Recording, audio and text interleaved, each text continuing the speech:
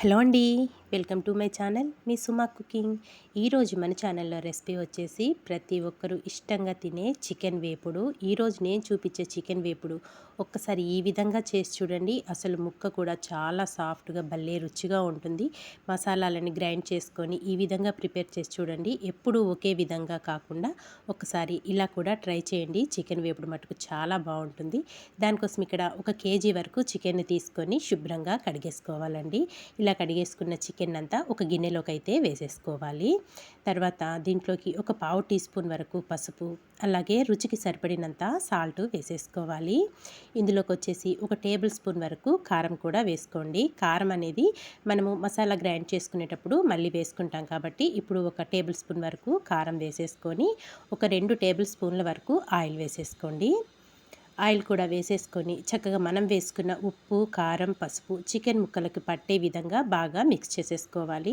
చక్కగా పడితేనే మనకి ముక్క అనేది జ్యూసీగా ఉప్పు, కారం అనేది పట్టి తినేటప్పుడు చాలా బాగుంటుందండి. పీస్ మటుకు మనకి చికెన్ చూసారు కదా, ఈ విధంగా బాగా మిక్స్ చేసేసుకోవాలి.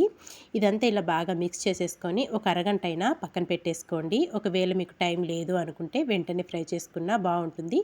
కాకపోతే ఒక అరగంట అన్నా పక్కన పెట్టుకొని చేసుకుంటే కనుక ఉప్పు, కారం అనేది ముక్కకి ఈవెన్గా పట్టి చాలా బాగుంటుంది. నేనైతే ఇదంతా కలుపుకొని మూత పెట్టేసి ఒక అరగంట పక్కన పెట్టేసుకున్నాను. తర్వాత మసాలా అనేది ప్రిపేర్ చేసుకుందామండి. ఇక్కడ వచ్చేసి ఒక మిక్సీ జార్ తీసుకొని దాంట్లోకి ఒక 2 టేబుల్ స్పూన్ల వరకు ధనియాలు వేసుకోండి. ఒక 6 నుంచి 7 వరకు జీడిపప్పులు, ఒక 6 నుంచి 7 వరకు బాదం పప్పులు, అలాగే కొద్దిగా మిరియాలు, లవంగాలు, యాలకులు, దాల్చిన చెక్క, ఇంకొచ్చేసి బగారాకు కూడా 2 ముక్కలుగా కట్ చేసుకొని వేసేసుకోండి. ఈ మసాలా వేసుకోవడం వల్ల మనకి చికెన్ ఫ్రై అనేది మరింత రుచిగా ఉంటుంది. ఇందులోనే ఒక 7 నుంచి 8 వరకు ఎండుమిర్చి కూడా వేసేసుకొని ఇదంతా ఇలా గ్రైండ్ చేసుకోవాలి. ఇక్కడైతే మనం మసాలా ప్రిపేర్ చేసుకున్నాం కదా, ఇదంతా ఇప్పుడు పక్కన పెట్టేసుకుందాము. తర్వాత స్టవ్ పైన ఒక ప్యాన్ పెట్టేసుకొని ఆయిల్ వేసుకోండి. ఆయిల్ కొంచెం ఎక్కువే పడుతుంది, మనం చేసుకునేది నాన్ వెజ్ కర్రీ కాబట్టి. ఆయిల్ కూడా వేడయ్యాక దీంట్లోకి ఒక హాఫ్ టీ స్పూన్ వరకు జీలకర్ర వేసేసుకోండి.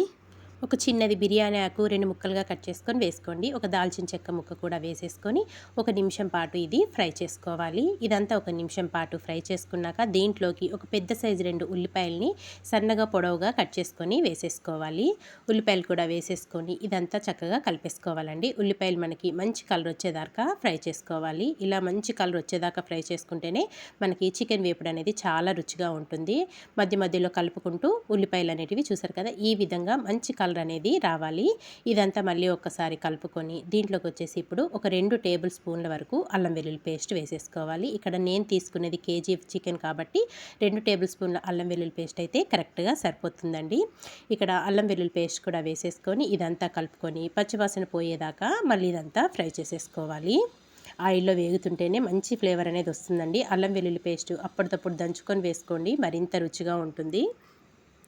ఇక్కడ అల్లం వెల్లుల్లి పేస్ట్ కూడా చక్కగా ఫ్రై అయిపోయింది. ఇంక ఇదంతా కలుపుకున్నాం కదా, దీంట్లోకి మనం ముందుగా కలిపి పెట్టుకున్న చికెన్ అంతా వేసేసుకోవాలి.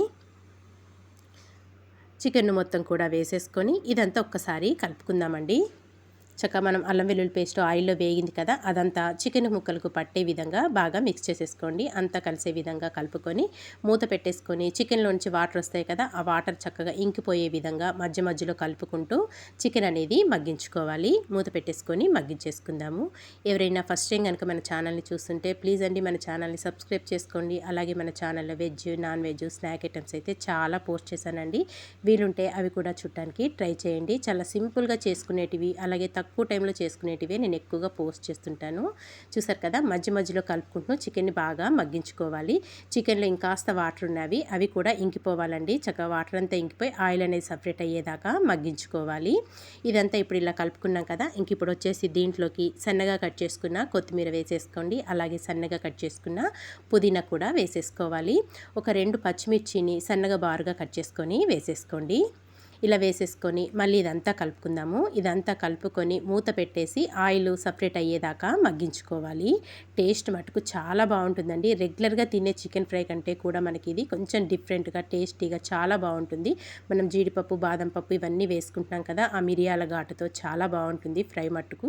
పప్పుచారు అన్నంలోకి అయితే ఇంకా మాటలతో చెప్పలేమండి, అంత రుచిగా ఉంటుంది. సైడ్ డిష్గా అయితే నాకు తెలిసి ఉత్తి ఫ్రైయే తినేస్తారండి, అంత రుచిగా ఉంటుంది.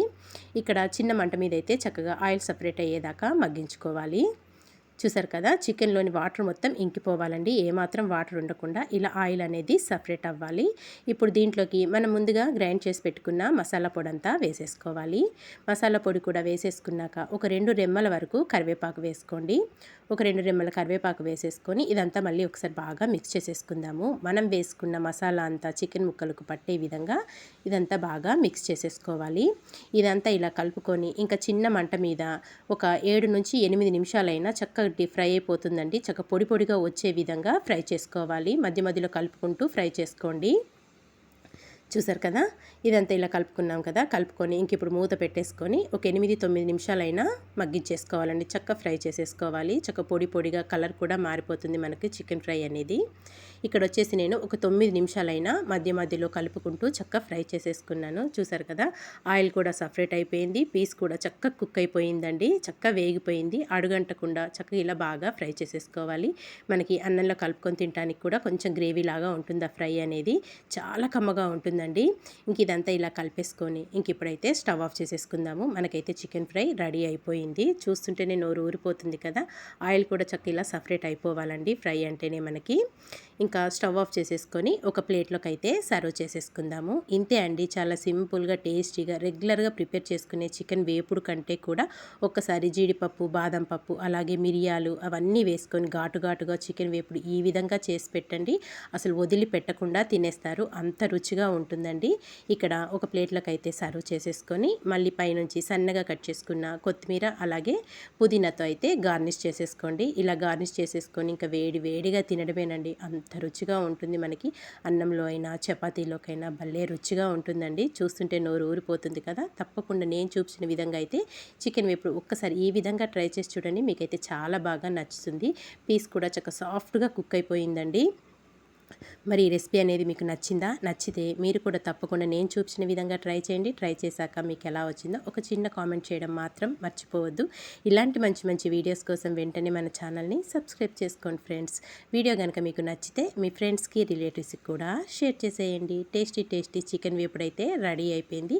ఒక్కసారి నేను పీస్ అనేది చూపిస్తాను చూడండి, ఎంత సాఫ్ట్గా కుక్ అయిపోయిందో. చాలా అంటే చాలా సాఫ్ట్గా కుక్ అయిపోయిందండి. Thank you for watching friends. Bye bye.